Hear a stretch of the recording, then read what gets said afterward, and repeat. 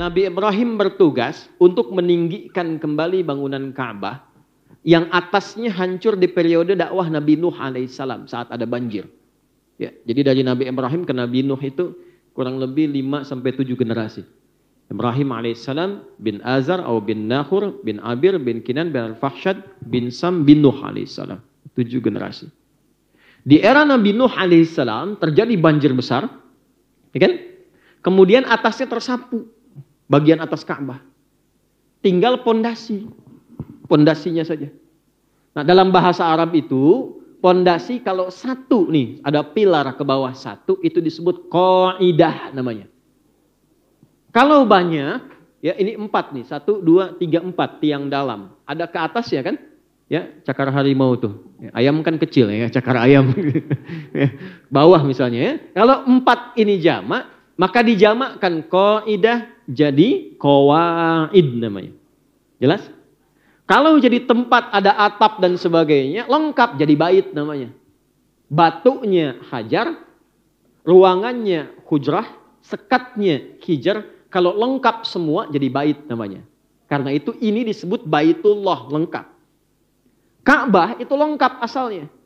Ya, jadi Adam turun, Ka'bah sudah ada.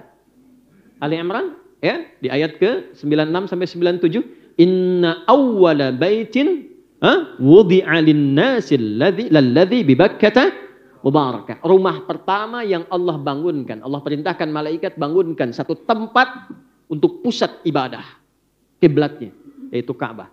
Jadi bukan manusia yang bangun, dibangunkan untuk jadi sentral ibadah. Adam turun, Ka'bah sudah ada. Ya. Jadi Ka'bah sudah ada, antum belum ada tuh. Sentralnya sudah ada. Nah, di era Nabi Nuh yang lengkap itu atasnya ya dengan izin Allah nanti hikmahnya besar sekali, kena banjir atasnya tersapu. Sehingga tersisa pondasinya saja. Enggak kelihatan. Maka di era Nabi Ibrahim alaihissalam diperintahkan kembali meninggikan pondasi itu sehingga utuh kembali ke atas. Maka Nabi Ibrahim kemudian datang, ketika hendak meletakkan batu pertama, dipijakkan kakinya, pijakan kaki pertama untuk membangun sesuatu yang besar disebut makom namanya. Jadi kalau ibu umrah atau haji kemudian mau tawaf, itu kan dekat Hajar Aswad ya, sebelah kanan dikit itu ada makom Ibrahim ya Bu. Ya kan? Nah itu makom itu persis posisi awal kaki beliau memijakkan kaki pertama untuk meninggikan bangunan Ka'bah. Jadi itu ada rahasia di situ. Nanti lain waktu kalau ngaji lagi baru saya buka. Ya. Tapi di antara kita saja tuh. Nah saat mulai memijakkan kaki, anaknya yang belum balik namanya Ismail alaihissalam, di sisi yang lain sebelah kanannya itu saking merasakan cinta dan sayang pada ayahnya, pengen bantu bapaknya. Karena ayahnya itu walaupun sibuk, itu selalu menyempatkan waktu nengok, Bu, Pak. Nanti ada hikmah di Idul Adha itu salah satunya sifat ayah yang walaupun dengan kesibukannya masih memperhatikan keadaan anaknya. Nabi Ibrahim itu tugasnya di Palestina. Ya, tapi anaknya tumbuh di Mekah. Sesibuk-sibuknya masih bisa nengok. Makanya disebut Ibrahim. Di antara makna-makna yang banyaknya, salah satu artinya Abun Rahim, bapak yang punya perhatian dalam pada anak. Nengok dengan siapa tumbuh, dengan siapa bergaul, dengan siapa nikah. Karena ada rasa dari ayah ke anak, maka tumbuh cinta kasih dari anak ke ayah. Lihat bapak kerja pengen bantu. Jadi begitu Nabi Ibrahim mulai ingin meninggikan, anaknya bawa batu di sisi yang lain. Disusun-susun bahasa kita, Pak boleh bantu ya. Disusun-susun jadi satu bagian, bagian itulah yang kita kenal sekarang dengan nama Hijr Ismail. Sisi yang lainnya. Nah singkatnya ketika keduanya sudah selesai meninggikan itu, maka berdoalah keduanya di samping Ka'bah. Dengan 3 permintaan diabadikan di Quran surah kedua Al-Baqarah ayat 127 permintaan pertama, 128 permintaan kedua, 129 permintaan ketiga. Dan 3-tiganya dijawab oleh Allah Subhanahu wa Ta'ala. Ini pesan kepada kita, kalau doa yang dilakukan pasca amal soleh, itu potensi dijawabnya 2 kali lipat lebih cepat dibandingkan dengan berdoa tanpa amal soleh.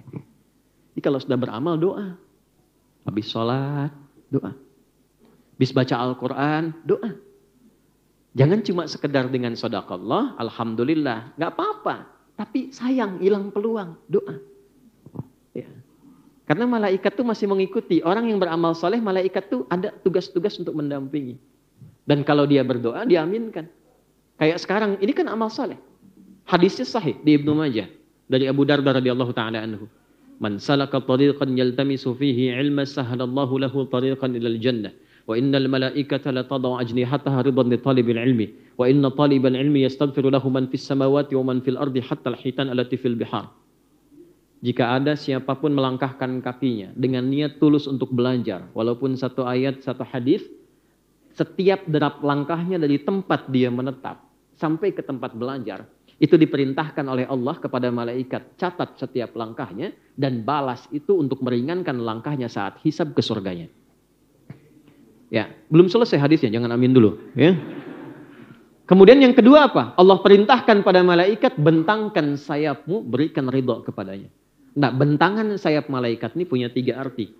Di antara 3 ini, makna yang pertama mengaminkan doa orang yang bermohon saat belajar.